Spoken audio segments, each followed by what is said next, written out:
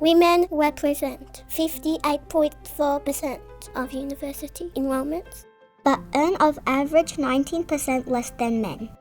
The number of women on the ASX-listed boards grew from 8.3% in 2009 to 35.6% in 2023. 9% of CEOs in the ASX 300 are women. Matilda was the 2023 Australian National Dictionary's Word of the Year. But male sport makes up 81% of television sports news coverage compared to women at just 7.4%.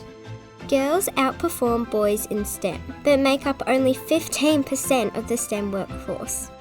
Only one Prime Minister has been female out of 31 Australian Prime Ministers.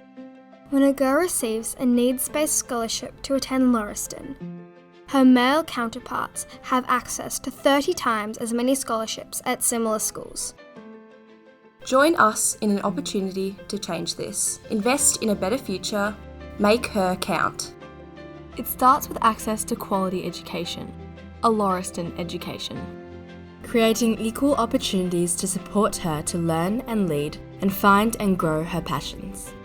Today on Lauriston's Giving Day, make your gift count. Invest in her. Invest in a Lauriston Foundation Scholarship.